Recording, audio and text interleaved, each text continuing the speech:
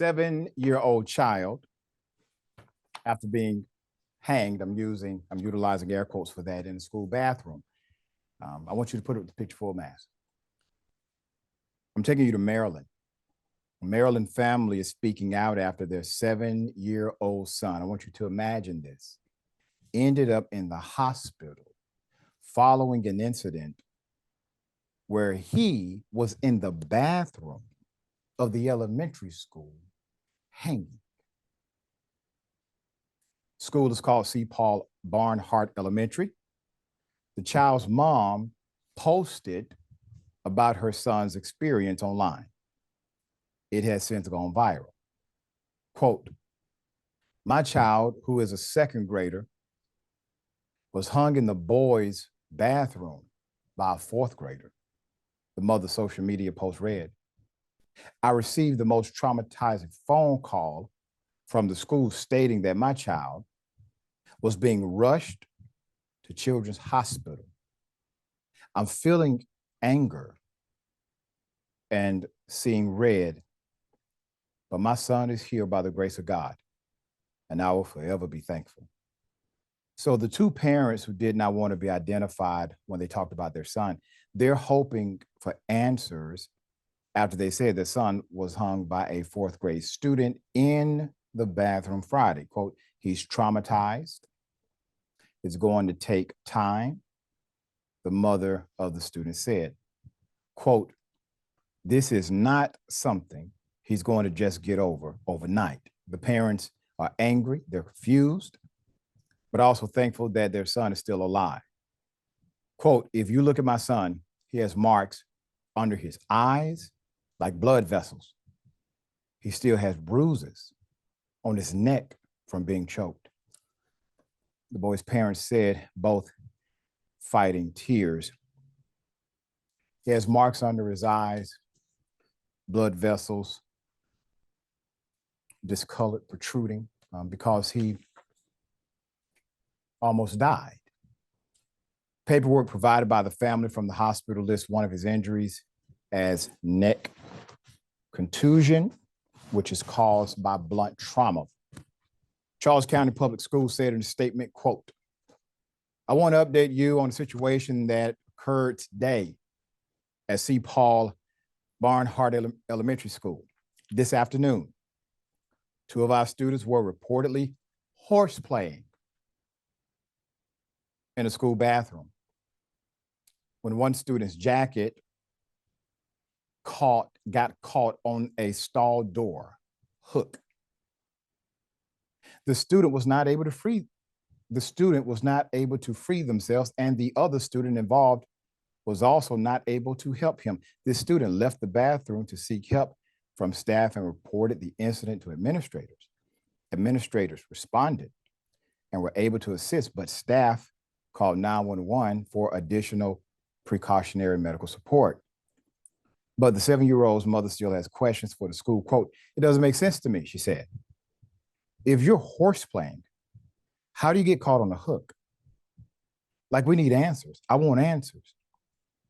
And we won't stop till we get answers. My son did tell me that when they were in the bathroom, he said the little boy told him, 'I'm going to show you how I did black people in the day. That's why I feel like it's bullying,' his mother said. It's not telling how many other kids this has happened to." The parents said their son will not return to school, but they hope to hear more updates from the district soon. So let's go to the school superintendent. They released a statement. Quote, "As with any incident in any of our schools, Charles County Public Schools cannot legally release personally identifiable information about students. This includes specific details about incidents. I have seen the comments online stating that the school and CCPS are covering up what happened. That is not true. The principal nor the school system are hiding anything." Superintendent Maria Navarro and Carrie Burke, principal at C. Paul Barnhart Elementary School. Now, I want to do this. I'm going to read the quote again from the superintendent. Superintendent says, As with any incident, in any of our schools, Charles County Public Schools cannot legally release personally identifiable information about students. This includes specific details about the incident. Now, Jordan, I want you to go back to what the school released. What did Charles County Public Schools say? They said, I want to update you on a situation that occurred today at C. Paul Barnhart Elementary School this afternoon, specific date. 2 of our students, specifically called out the students, were reportedly horseplaying, specifically hearsay, in a school bathroom, specific location. When one student's jacket, specific attire, got caught on the stall door, specific scenario. The student was not able to free themselves, and the other student involved was also not able to help them. How do you know? Who was there? This student left the bathroom to seek help from a staff and reported the incident to administrators, et cetera, et cetera. But I thought legally, you could not give such specific information. See, this is how I know you're lying. Because you broke the protocol. You violated the rules. You panicked. Your superintendent called it right. It is part of your policy. You cannot give specific information. The parents can if they choose to, but you can't, but you did. Superintendent releases a statement and says, you can't, but you did. Why? Now, we do know that the student was injured. We do know that the student was hurt. You provided no words of sympathy for the student. Regardless of how it happened, a student of yours went to the hospital and you made absolutely no gesture of kindness and compassion for the student. You focused more on the other student who may have actually been involved in something nefarious. That's ironic to me. Dear brother, thoughts here? So, Dr. Richey, we keep using this word hanging. It's actually, I'm so sorry. I went to school before this administration. So they use this word called lynching. Yeah. And when you start using negative racist connotations before someone is attacked in that matter, then it's no longer horseplay. At that point, it becomes a racial crime and a hate statute. So we have a lot of things at play right here. And I wish more people were talking about this. This is the idea of what happens. This is not horseplay. I went to school, we horseplayed. He didn't have a Charlie horse. He didn't have a lump on his head.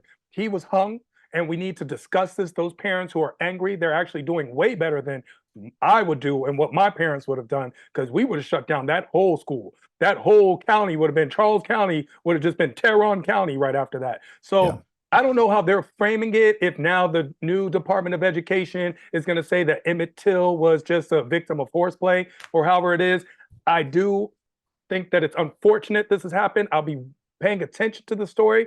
I do want to make a note that it's breaking news, actually. The principal and superintendent have actually been nominated to Trump's cabinet as Department of Education leads, and that Mayor Imbert is actually now the superintendent consultant. So I just want to make sure that we're all on board with that. That sounds about right. All right. To the parents, continue to fight, continue to advocate, ask them why they never launched an official investigation after 911 was called, and don't think they're not undermining the judgment of the person who called 911. For an administrator or a teacher to call 911 inside of a school is a big deal. All right.